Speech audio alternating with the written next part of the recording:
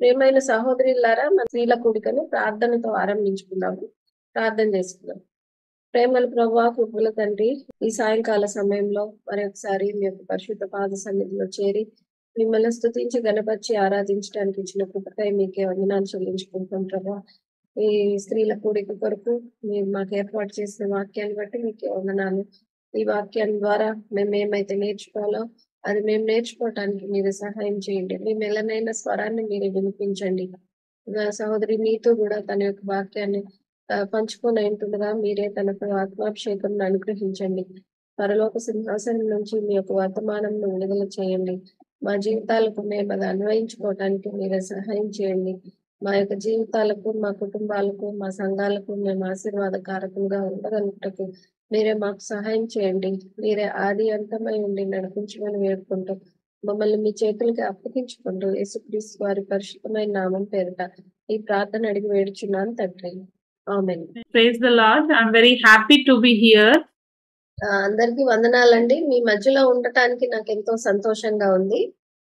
I really thank God for this opportunity, and I really thank for Great Commission Church and all the women gave me this chance. మీరు నాకు ఇచ్చిన ఈ అవకాశానికే దేవునికి ఎంతో వందనాలు చెల్లించుకుంటున్నాను. Great commission లో ఉన్నటువంటి సహోదరులందరిని బట్టి నేను ఎంతో సంతోషిస్తున్నాను.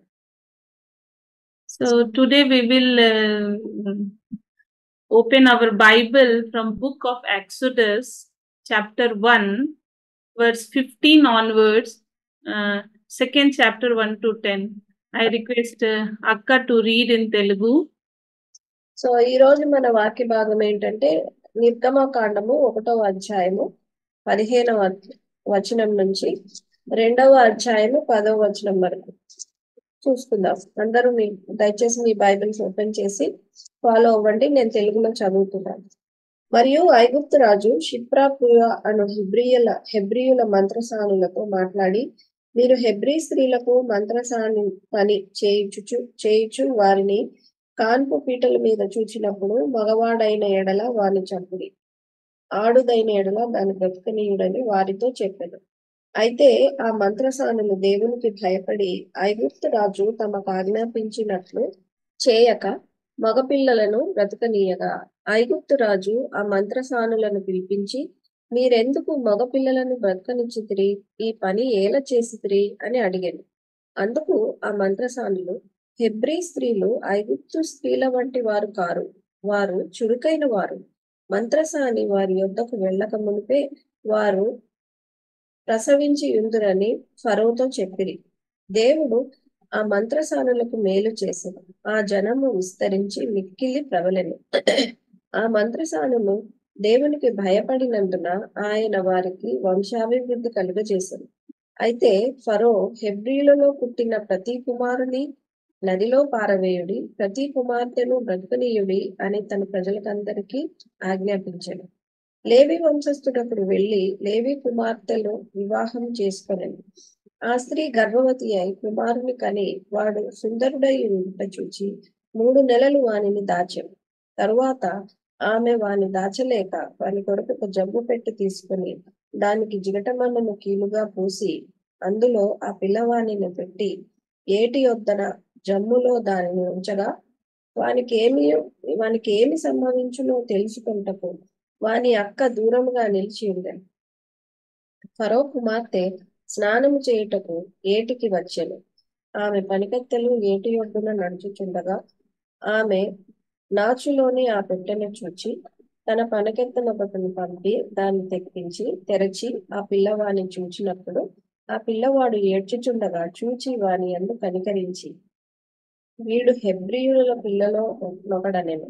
అప్పుడు వాని అక్క ఫరో కుమార్తెతో, నీ కొరకు ఈ పిల్లవాన్ని పెంచుటకు నేను వెళ్లి హెబ్రీ స్త్రీలలో ఒక దానిని పిలుచుకొని వస్తున్నా అనెను. అందుకు ఫరో కుమార్తె వెళ్ళుమని చెప్పగా ఆ చిన్నది వెళ్లి ఆ బిడ్డ తల్లిని పిలుచుకొని వచ్చాడు. ఫరో కుమార్తె ఆమెతో, ఈ బిడ్డను తీసుకొని పోయి నా కొరకు వానికి పాలిచ్చి పెంచుము, నేను నీకు జీతం ఇచ్చేదనని చెప్పగా ఆ స్త్రీ ఆ బిడ్డను తీసుకొని పోయి పాలిచ్చి పెంచాడు. ఆ బిడ్డ పెద్దవాడైన తరువాత ఆమె ఫరో కుమార్తె యుద్ధకు అతను తీసుకొని వచ్చాడు. అతడు ఆమెకు కుమారుడాయను. ఆమె నీటిలో నుండి ఇతనిని తీసుకునని చెప్పి అతనికి మోషే అని పేరు పెట్టాను. Thank you, Akka. Recently, one news I heard, or I read in my Google News, one cricketer, he won the match. ఇటీవలే నేను నా గూగుల్ న్యూస్ లో ఒక వర్తమానం చదివాను. ఏంటంటే ఒక క్రికెటర్ ఆటగాడు గెలిచాడు.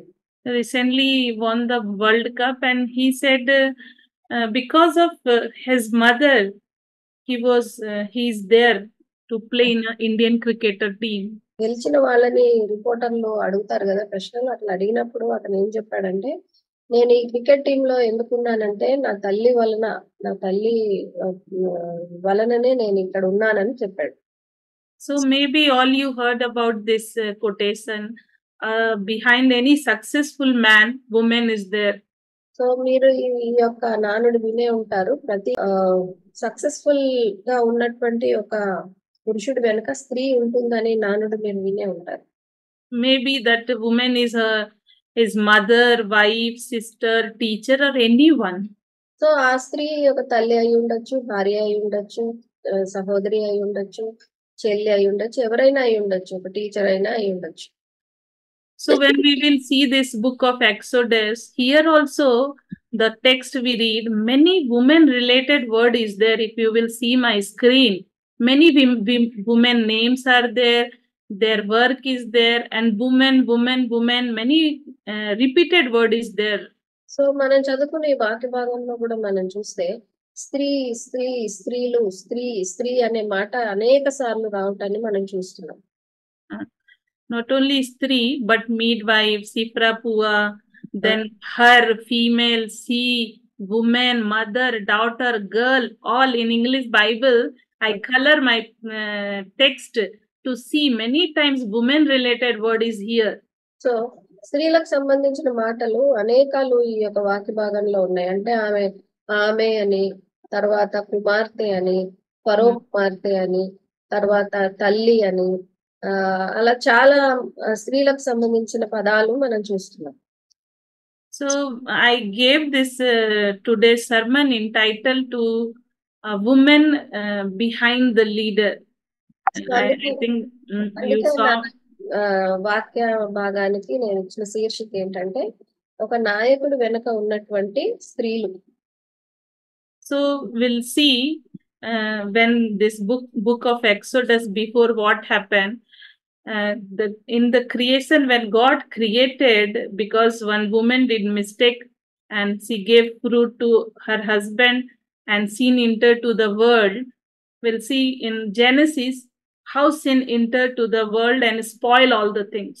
సో మనం గాని ఈ యొక్క నేపథ్యాన్ని మనం చూసుకుంటే ఆదిలోనే ఒక స్త్రీ చేసినటువంటి తప్పు వలన తినవద్దన్న పండు తినటం వలన ఈ లోకంలోకి పాపం అనేది వచ్చింది. But when we come to the book of Exodus, the theme of the book of Exodus is redemption or deliverance. కానీ మనం ఆదికాండం నుంచి నిర్గమకాండంలోకి వచ్చినప్పుడు అక్కడ మనం చూసేటువంటి ముఖ్యమైన అంశం ఏంటంటే విమోచన. And God need in his plan a woman to help the Israelite to come from the slavery to the redemption. So ఈ ప్రక్రియలో దేవుడు ఒక స్త్రీని వాడుకొని ఇశ్రాయేలు ప్రజలు దాసత్వంలో నుంచి విమోచనకు రావటానికి ఆయన ఒక స్త్రీని వాడుకున్నాడు. So that's why we are seeing in this chapter many women, not one woman, but many women we are seeing in this text. అందుకనే ఈ యొక్క వాక్య భాగంలో ఒకరు కాదు కానీ చాలా మంది స్త్రీలను మనం చూస్తున్నాం. Sifra Hua, Moses' mother, sister, and the Pharaoh's daughter, and slave girls. Many women are there. So అందుకనే ఈ వాక్య భాగంలో మనం షిప్రా అని చూస్తాము, మోషే యొక్క తల్లిని అక్కను మనం చూస్తాము, అట్లాగే ఫరో కుమార్తెను, ఫరో కుమార్తె యొక్క పనికత్తెలను కూడా మనం చూస్తున్నాం. So I will give 5 outline to my sermon, and it is here. First is the policy of Pharaoh.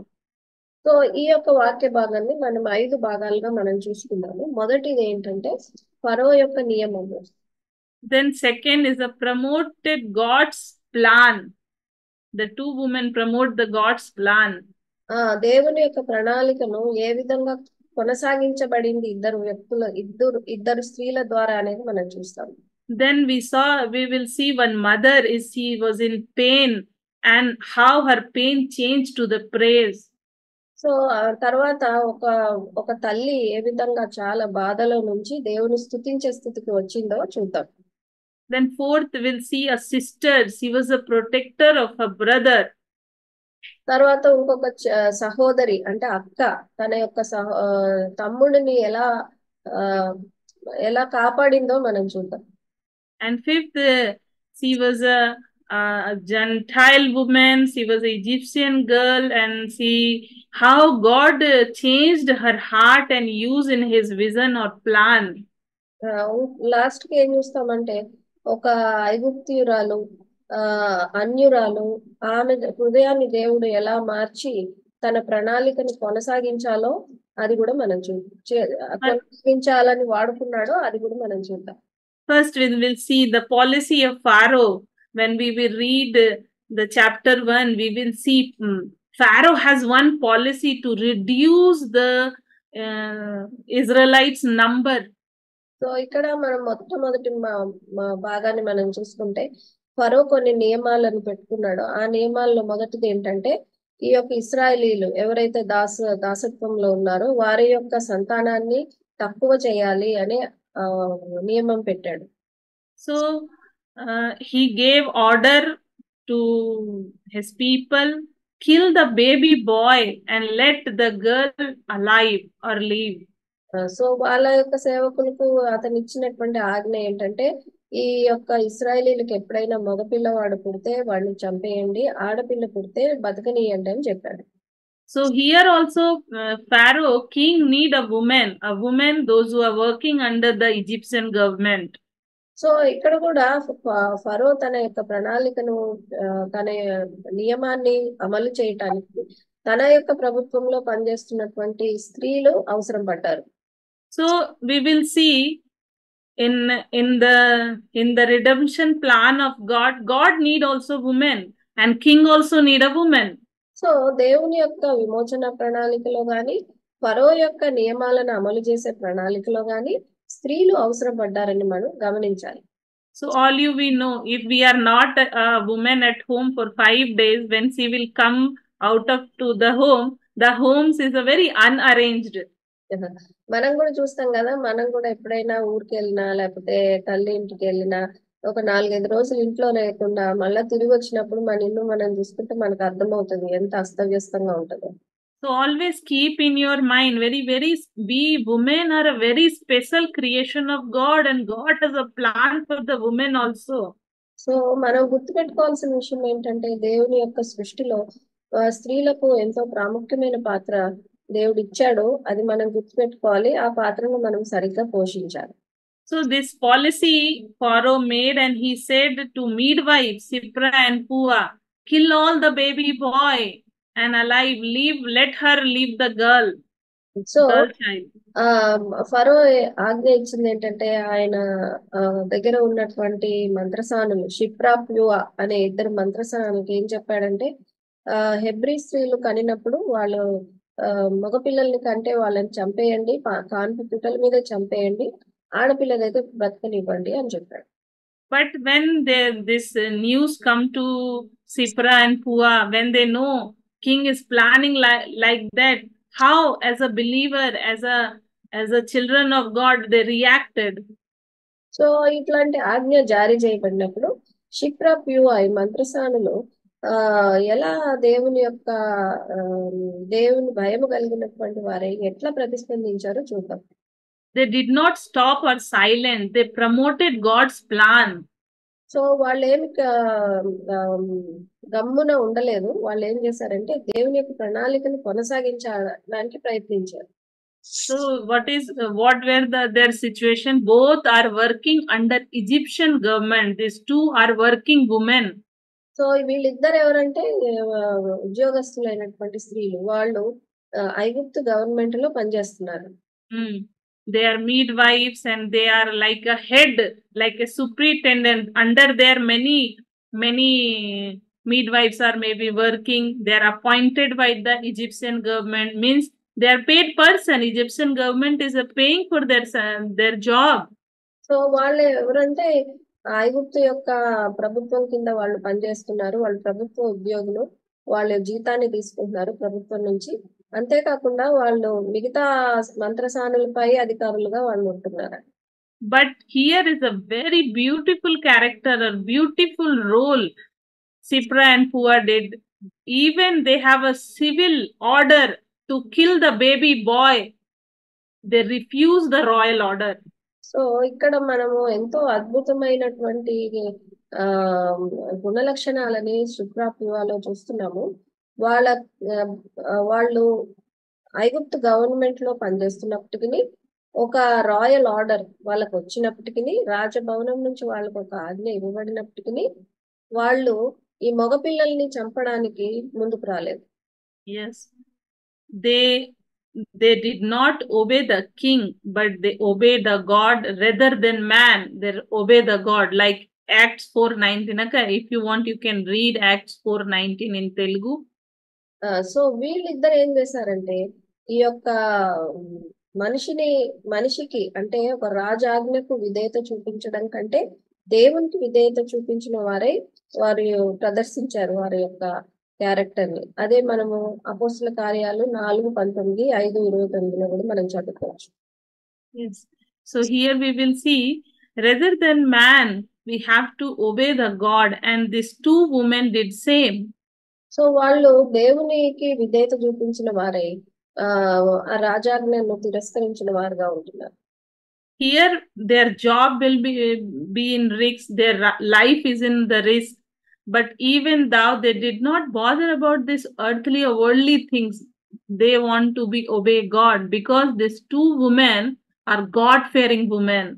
వీళ్ళిద్దరూ కూడా దేవుని భయభక్తులు కలిగిన స్త్రీలు కాబట్టి దేవుని యొక్క ప్రణాళిక వారికి తెలుసు. ఆ ప్రణాళిక ప్రకారంగానే వాళ్ళు ప్రవర్తించారు. కానీ వాళ్ళ ఉద్యోగం పోతుందని గాని, వాళ్ళ ప్రాణాలకి ముప్పు ఉందని గాని వాళ్ళు భయపడలేదు. దేవునికి లోబడారు వాళ్ళు. And sometimes it's happened when our job is in risk, we will forget we are Christian, we are children of God. We forget our identity. But these two women were never forget their identity. They have a fear in their heart for God. So చాలా సార్లు మనకు కూడా ఇట్లాంటి ఇబ్బందులు వచ్చినప్పుడు, మన ఉద్యోగం గాని, మన లైఫ్ గాని రిస్క్ లో ఉన్నప్పుడు మనం క్రైస్తవులను మర్చిపోతాము, రాజీ పడిపోతాము. కానీ ఈ ఇద్దరు స్త్రీలు మటుకు వాళ్ళు ఏమి కూడా భయపడలేదు, రాజీ పడలేదు, దేవునికి భయపడినటువంటి స్త్రీలుగా వారు ఉన్నారు. So because of their obedience, God rewarded their life. God settled their life and blessed their life. వాళ్ళు చూపించినటువంటి విధేయతను బట్టి దేవుడు వారికి ప్రతిఫలం ఇచ్చాడు. వాళ్ళ యొక్క కుటుంబాలను, వారి యొక్క జీవితాన్ని దేవుడు సెటిల్ చేశాడు అన్నమాట. So it is not loss when we are working for God or we are living for God. It is not will harmful, or it's not a means we will not have any less things. We will always when we will promote God's plan, God will bless in a very amazing way. So మనం నేర్చుకోవాల్సిన విషయం ఏంటంటే, ఎప్పుడైతే మన దేవుని ప్రణాళికలను మనం కొనసాగిస్తామో ఆ ప్రక్రియలో మనం ఎన్నో నష్టాలకి, ఎన్నో ఇబ్బందులకు మనం గురవుతాము. మనం గుర్తుపెట్టుకోవాల్సింది ఏంటంటే, మనం ఏమి కూడా నష్టపోము. దేవుడు మనకి ఏది కూడా తక్కువ చేయడు. దేవుడు మనకి సహాయం చేస్తాడు, మనల్ని ఆశీర్వదిస్తాడని మనం గుర్తుపెట్టుకోవాలి. So in Moses are in mother's womb, and he didn't came out, or when he came out, but because of these two women, they didn't went to attend the midwives, to attend the Hebrew women. So because God's plan for this woman like that, and they are useful. So ఇక్కడ మనం చూస్తే మోషే జన్మించడం అనేది ఏదో తల్లి గర్భంలో నుంచి పుట్టాడు అని మనం అనుకుంటాం. కానీ యాక్చువల్ గా అప్పుడు ఉన్నటువంటి రాజాజ్ఞ ప్రకారంగా ఇద్దరు స్త్రీలు వెళ్ళాలి కాన్పు పీటల మీద చంపడానికి. కానీ వీళ్ళు వెళ్ళనందువల్ల మోషే ఎంతో చక్కగా పుట్టినటువంటి పరిస్థితి. Then third woman will see Moses' mother. మూడవ వ్యక్తి ఎవరంటే మోషే యొక్క తల్లి. First Sipra and second Pua, or Sipra Pua, then this Moses' mother. For any woman, when they know this news, they are carrying, or God bless their womb, we will very happy. So ఎప్పుడైనా ఇప్పుడు ముందు ఇద్దరు స్త్రీలను చూసాము, షిప్రా ప్యూవ. మూడో స్త్రీ ఎవరంటే మోషే యొక్క తల్లి. ఎప్పుడైనా కూడా ఒక స్త్రీ గర్భవతిగా ఉందని తను తెలుసుకున్నప్పుడు తను ఎంతో సంతోషంతో నిండిపోతాడు అనమాట. So that's why we are telling, if any woman is carrying or their first stage in their pregnant, they will say they have a good news. అందుకనే మనం కూడా చెప్తాం కదా, ఎవరైనా గర్భవతులుగా ఉన్నప్పుడు మొదటిసారి తెలుసుకున్నప్పుడు ఎవరికైనా చెప్పేటప్పుడు మనం ఏం చెప్తాము, మంచి వార్త ఉంది అని చెప్తాం కదా. But how was the situation of the Moses' mother when she knows, she conceived, she carrying one baby? కానీ ఇక్కడ మనం మోషే యొక్క తల్లి గురించి ఆలోచించినప్పుడు అప్పుడు పరిస్థితులు ఎలా ఉండినాయి? తను గర్భం ధరించినప్పుడు, తన కడుపులో ఒక బిడ్డ ఉన్నాడు అని తను తెలుసుకున్నప్పుడు అప్పుడు పరిస్థితులు ఎలా ఉండినాయి? She was maybe in this 9 month when she are very near to deliver a baby. She was in full of fear. What happened if girl child? Maybe the child is with me. But if boy, because of the Pharaoh command, come and kill my baby. The situation of this mother, just we think and react. How was the situation of this mother? కానీ మనం ఇక్కడ ఈ యొక్క స్త్రీ గురించి మనం ఆలోచించినప్పుడు ఆమె 9 నెలలు గర్భం ధరించి తన 9 నెలలు మోస్తూ ఉన్నప్పుడు తన యొక్క ఆలోచనలు ఏ విధంగా ఉండి ఉండొచ్చు? ఒకవేళ ఆడపిల్ల పుడితే నాతో ఉంటుంది, మగపిల్లవాడు పుడితే ఈ ఫరో ఇచ్చినటువంటి ఆజ్ఞని బట్టి వాళ్ళు వచ్చి నాకు కుమారుని చంపేస్తారు కదా అని ఎంతో భయంలో తను జీవిస్తా ఉన్నాడు. But Moses' mother have a strong faith and courage. She know lives come from the life giver. Even she know her journey may be lost as a mother, but she has a faith and courage on God. కానీ ఈ యొక్క స్త్రీ అయితే ఎంతో గొప్ప విశ్వాసం కలిగినటువంటి స్త్రీ. ఆమె అర్థం చేసుకున్న విషయం ఏంటంటే జీవము అనేది దేవుని దగ్గర నుంచి వస్తుంది. ఆ జీవం పొందే విషయంలో కొన్ని నష్టాలు పొందాల్సినా కూడా పర్వాలేదు అనేటువంటి ఆ గొప్ప విశ్వాసంతో ఆమె ఉండాలి. Even she also hid the baby and put her whole family at risk. ఆమె కూడా ఆ బిడ్డను పుట్టిన వెంటనే దాచి తన కుటుంబాన్ని అంతా కూడా ప్రమాదంలో ఉంచినటువంటి పరిస్థితి. And we know with small child we cannot hide. Baby will cry, or how she hide? It's very difficult. మనకు తెలుసు చిన్నపిల్లలు ఏమి కామ్గా ఉండరు, వాళ్ళకి తెలియదు కాబట్టి ఆకలేసినప్పుడు ఏడుస్తారు, సౌండ్ వస్తుంది బయటికి. మరి ఎలా 3 నెలలు కాపాడిందో, ఎలా దాచిపెట్టిందో మనకు తెలియదు. But she hid 3 months, and after that she made a basket. And how with a heavy heart a mother making a basket to drown his own child to the Nile River. It's very difficult for this Moses' mother. Even she participate in the plan of God. So 3 నెలల తర్వాత ఇంకా తనే బిడ్డ కొరకు ఒక జమ్ము పెట్టెను తయారు చేసి ఎంతో గుండె నిండా భయం ఉన్నప్పటికీ కూడా దేవుని యందు విశ్వాసంతో తను ఏం చేసిందంటే ఆ బిడ్డను ఆ జమ్ము పెట్టెలో పెట్టి నైల్ నదిలో వదిలింది. ఆమె కూడా దేవుని యొక్క ప్రణాళికను కొనసాగించే విషయంలో పాలు పొందిందంట.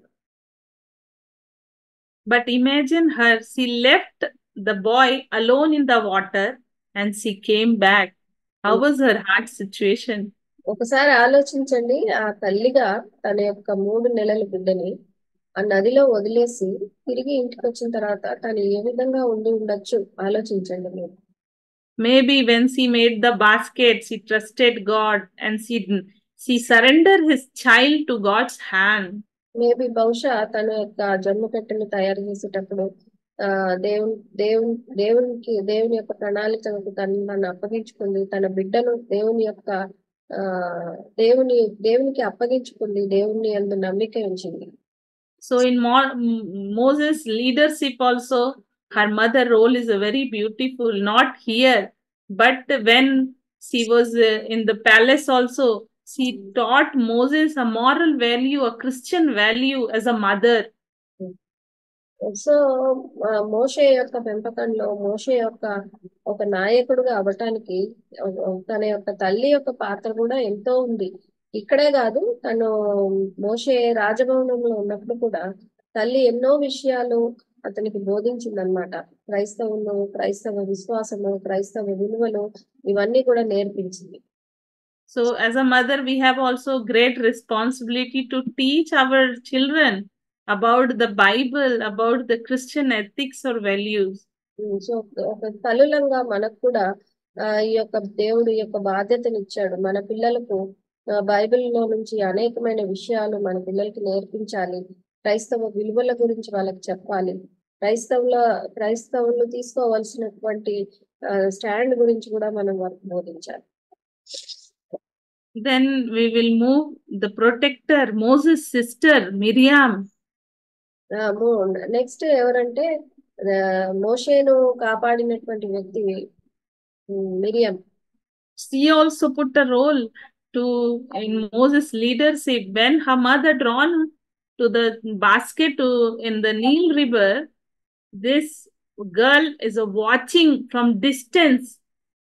సో తల్లి ఎప్పుడైతే మోషేను ఆ జమ్ము పెట్టెలో పెట్టి నైల్ నదిలో వదిలేసి ఇంటికి వచ్చేసిందో, దూరం నుంచి అక్క అయిన మిరియాము చూస్తా ఉందన్నమాట ఏం జరుగుతుందా అని. And when she saw Moses in Pharaoh's daughter and with that slave girls, she quickly run and went there. So ఎప్పుడైతే ఆ యొక్క ఫరో కుమార్తె యొక్క పనికత్తె వచ్చి మోషేని తీసుకుందో, అప్పుడు వెంటనే పరిగెత్తింది మిరియం. So what quality will see in her? She is a quick thinker and solution oriented person. So ఆమె ఎవరు అంటే దీన్ని బట్టి మనకు ఆమె గురించి ఏం అర్థమవుతుందంటే, చాలా చురుకుగా పనిచేసి చురుకుగా ఆలోచించి ఒక సొల్యూషన్ అంటే ఒక పరిష్కారాన్ని చూపించేటువంటి వ్యక్తిగా మనం చూస్తున్నాం. And she only called her mother. Just 12 years girl, she planned like that, and she didn't reveal this truth from age of 12 years. She saved her brother. So ఆమెకి జస్ట్ 12 సంవత్సరాల వయసే అప్పుడు. అయినా కూడా ఆ వయసులో కూడా ఆమె ఎంత చక్కగా ఆలోచించిందంటే, తను హెబ్రీ అమ్మాయి అని గాని ఎవరి తమ్ముడు అని గాని అవన్నీ ఏం చెప్పలేదు, తొందరగా వెళ్ళి వాళ్ళ అమ్మని తీసుకొచ్చింది. So her role to be Moses as a leader, she was a protector. God used her also as a protector. So దేవుడు ఈ యొక్క 12 సంవత్సరాల అమ్మాయిని కూడా మోషేని కాపాడే విషయంలో వాడుకున్నాడు ఆయన ప్రణాళికలను కొనసాగించడానికి. So next character we'll see in our text is the Pharaoh's daughter. So మన వాక్యభాగంలో నెక్స్ట్ వచ్చేటువంటి వ్యక్తి ఎవరంటే ఫరో కుమార్తె. So Pharaoh daughter, we don't know her name. It's like a king's daughter, so it's written Pharaoh's daughter. But when we will see, Sipra Pua is a very lower worker, but their name is mentioned in the Bible, but Pharaoh's daughter name was not mentioned. So Pharaoh కుమార్తె అని రాయబడి ఉంది, ఆమె పేరు రాయబడలేదు. రాజు యొక్క కుమార్తె కాబట్టి ఫరో కుమార్తె అని రాయబడింది. క్షిప్రా ప్యూవా గురించి మనం ఆలోచిస్తే వాళ్ళు చాలా తక్కువ పని చేసేటువంటి వ్యక్తులు ఈ ఫరో కుమార్తెతో కంపేర్ చేస్తే. అయినప్పటికీ పరిశుద్ధాత్మ దేవుడు వాళ్ళిద్దరి పేర్లు రాయించి పెట్టాడు.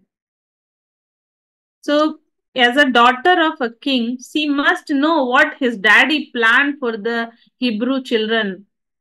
సో ఒక రాజకుమార్తెగా వాళ్ళ తండ్రి ఈ హెబ్రీ కుమారులకు ఏమైతే ఆజ్ఞ జారీ చేశాడో అది ఆమెకు తెలిసే ఉండుండొచ్చు.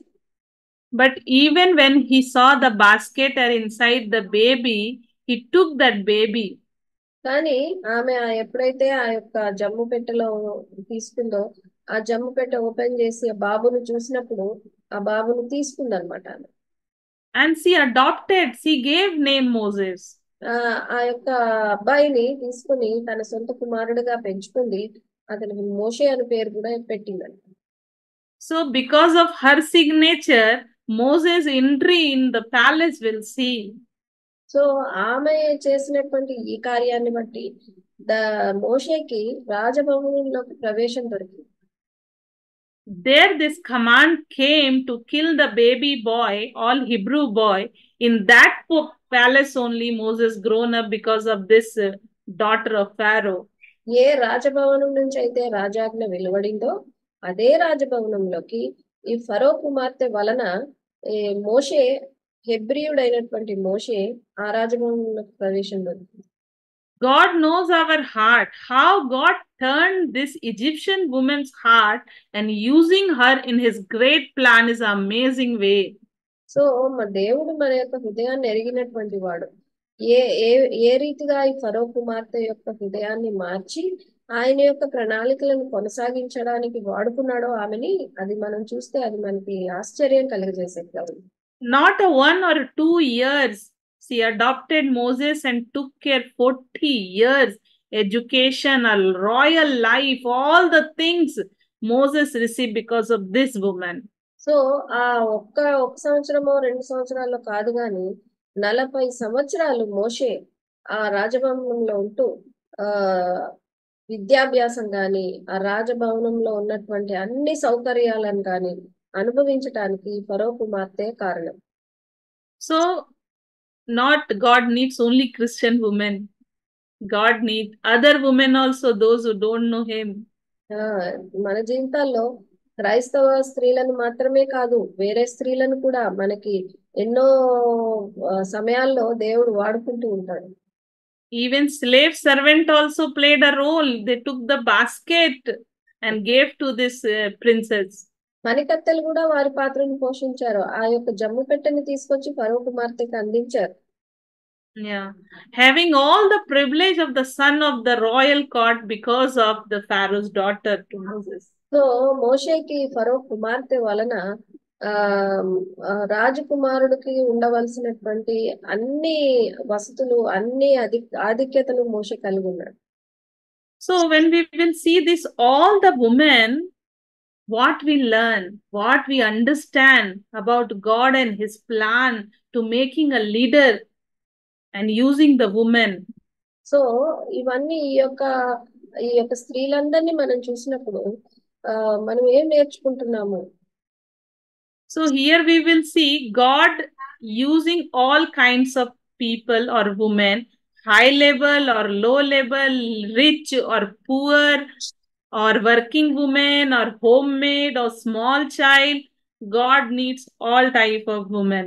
సో దేవుడు తన ప్రణాళికలను కొనసాగించడానికి అన్ని రకాల ప్రజలను వాడుకుంటాడు. వాళ్ళు స్త్రీలలో కూడా వాళ్ళు గొప్పవారై ఉండొచ్చు, తక్కువ వారై ఉండొచ్చు, ధనవంతులై ఉండొచ్చు, దరిద్రులై ఉండొచ్చు, చిన్నపిల్లలు అయి ఉండొచ్చు, ఎవరైనా అయి ఉండొచ్చు. దేవుడు తన యొక్క ప్రణాళికలను కొనసాగించుకోవడానికి వాడుతుంటాడు. And we will see that God's is a sovereign and he changed the Pharaoh's daughter's heart and changed with the compassion. So దేవుడు సార్వభౌముడు కాబట్టి ఫరో కుమార్తె యొక్క హృదయాన్ని మార్చి మోషే మీద కనికరం చూపించేటట్టు ఆమె హృదయాన్ని మార్చాడు. So my dear sisters in the God or in the Christ, what is the spiritual situation of all of us, and what were the spiritual situation when we read this Old Testament, second books, all these women? So ఈ పాత నిబంధన గ్రంథంలో 2వ పుస్తకమైన నిర్గమకాండంలోని ఈ స్త్రీలందరినీ గురించి మనం చదువుకుంటూ నేర్చుకుంటున్నప్పుడు మన యొక్క పరిస్థితి ఎట్లా ఉంది, మన యొక్క ఆత్మీయ స్థితి ఎట్లా ఉంది అని మనం ఆలోచించుకోవాలి. How they were working women, how as a mother, how we are as a sister, or how as a Christian or God's chosen people. So ఉద్యోగం చేసే స్త్రీల వలె, తల్లులలాగా లేకపోతే సహోదరులాగా దేవుని చేత ఏర్పరచుకొని వాడబడుతున్నటువంటి ప్రజలంగా మనం ఏ రీతిగా ఉన్నాము, మన జీవితాలు ఏ రీతిగా ఉన్నాయి? So if we want to grow spiritually, we need a fear of God like a Shipra and Pua. So మనం ఆత్మీయంగా ఎదగాలి అంటే మొట్టమొదటిగా షిప్రా ప్యూవా లాంటి దేవుని భయమును మనం కలిగి ఉండాలి. We give to first priority to God, not any human, not a work, not a children. our first priority should be God. So మనము మన ప్రథమంగా మనము ఎవరికి ప్రాముఖ్యత ఇవ్వాలంటే దేవునికే ఇవ్వాలి. దేవునికి ఇవ్వాలి, కానీ మన పిల్లలకి కానీ, మన యొక్క ఉద్యోగానికి కానీ, మన యొక్క పరిస్థితులకు కానీ మనం ప్రాధాన్యత ఇవ్వకూడదు. These two women took a risk. These two women disobey the king, or civil disobedience we see in these two women, but they have a fear in God. So ఈ ఇద్దరు స్త్రీలు రాజాజ్ఞను ధిక్కరించారు, కానీ దేవునికి ఎంతో విధేయత చూపించినటువంటి స్త్రీలుగా ఉన్నారు. Then, like a Moses' mother, if we want to be grow in spiritually, we need faith and courage. So ఆ మోషే యొక్క తల్లిలా మనం కూడా మన ఆత్మీయ జీవితంలో ఎదగాలి అంటే మనకి కూడా ఆమెకున్నటువంటి విశ్వాసము, ఆమెకున్నటువంటి ధైర్యము, ఆమెకున్నటువంటి నమ్మిక మనకు కూడా కలిగి ఉండాలి దేవుని పైన. So Moses' mother teach his son to the Christian values, who is our God and how he's working. So as a woman to this generation, if we are not spending time with God or reading the scripture or praying, how we will teach our children to pray and to have a faith in God? So Moshe యొక్క తల్లి గురించి మనం ఆలోచిస్తే, ఆమె తల్లిగా ఉండి మోషేకు క్రైస్తవ విలువలను, వారి దేవుడు ఎవరు, ఆయన ఎట్లా పనిచేస్తాడు, ఆయన ఏం వాగ్దానం చేస్తాడు, అవన్నీ కూడా ఎంతో జాగ్రత్తగా ఆమె చెప్పిందనమాట. సో ఈ దినాల్లో మనం కూడా తల్లులుగా మనము దేవునితో సమయం గడపకుండా, మనము వాక్యం చదవకుండా ఉంటే మన పిల్లలకి ఏ విధంగా బోధించగలుగుతాము? Nowadays I am traveling by bus or metro, wherever I'll see the women, they all are busy with their headphone or Bluetooth and watching some reels and continue watching the phones. And sometime in some reel I saw they're neglecting the children and watching the phones. So నేను పరిచయలో అక్కడ ఇక్కడ తిరుగుతున్నప్పుడు, బస్సుల్లో కానీ మెట్రోలో కానీ తిరుగుతున్నప్పుడు నేను గమనించేది ఏంటంటే, ప్రతి స్త్రీ కూడా ఒక సెల్ ఫోన్ పెట్టుకొని బ్లూటూత్ ద్వారానో హెడ్ ఫోన్స్ ద్వారానో ఏవో రీల్స్ చూస్తూ ఉంటారు. పక్కనున్న పిల్లల్ని అసలు పట్టించుకోకుండా ఉంటారు. We are very careful as a mother, as a working woman, because our God is a continue watching our life, how we are in our spiritual life. So మనము ఉద్యోగం చేసే స్త్రీలంగా గాని, తల్లులంగా గాని మనం ఎంతో జాగ్రత్తగా జీవించాలి, ఎంతో భయభక్తులతో మనం జీవించాలి. ఎందుకంటే మన దేవుడు నిత్యము మన ఎడల మనల్ని చూస్తూ ఉన్నటువంటి దేవుడు. ఆయన దృష్టి ఎప్పుడు మన మీదనే ఉంటుంది. And from Moses' sister we learn, see, think about her brother, we also think about other, like Christ think about us. So Moshe యొక్క అక్క అయిన మిరియాం నుంచి మనం ఏం నేర్చుకోవచ్చు అంటే, తన గురించి తను ఆలోచించుకోకుండా తన సహోదరుని గురించి తను ఆలోచిస్తూ ఉందన్నమాట. సో మనం కూడా మన తోటి సహోదరుల గురించి మనం ఆలోచించే వారిగా ఉంటాం. And she use her skill, her quick thinking and protect his brother. So తన యొక్క చురుకైనటువంటి ఆలోచనను బట్టి, తన యొక్క తెలివితేటలను బట్టి తన యొక్క తమ్ముడిని తను కాపాడుకోగలిగింది. And finally we learn from the Pharaoh's daughter how God used her and changed her heart. So చివరిగా ఫరో యొక్క కుమార్తెను దేవుడు ఎట్లా తన హృదయాన్ని మార్చి తన ప్రణాళికలను కొనసాగించడానికి వాడుతున్నాడు అని మనం చూసాం. So in the Old Testament also we see God using the women, and New Testament also God used many women, and now also God need a woman to work for his and promote his plan for his kingdom and glory. So పాత నిబంధన గ్రంథంలో మనం చూస్తే దేవుడు ఎంతో మంది స్త్రీలను వాడుకున్నాడు, అట్లానే నూతన నిబంధనలో కూడా అనేక మంది స్త్రీలను వాడుకున్నాడు. దేవుడు మనల్ని కూడా వాడుకోవాలని ఇష్టపడుతున్నాడు ఆయన యొక్క ప్రణాళికలను కొనసాగించడానికి.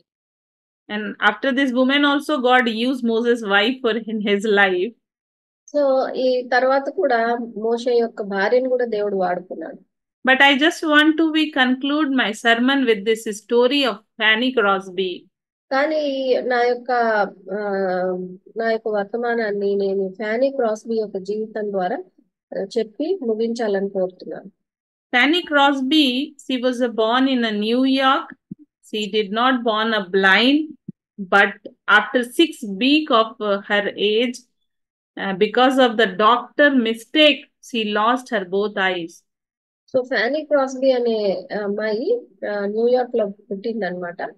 తను పుట్టిన తర్వాత 6 వారాలకి ఆ డాక్టర్ ఏదో తప్పు చేయటం వలన ఆమెకి గుడ్డితనం వచ్చింది.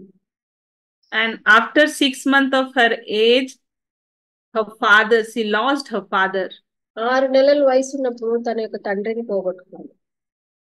So 6 weeks she was blind, and 6 months she lost her father. So 6 వారాలకి తన యొక్క చూపును పోగొట్టుకుంది.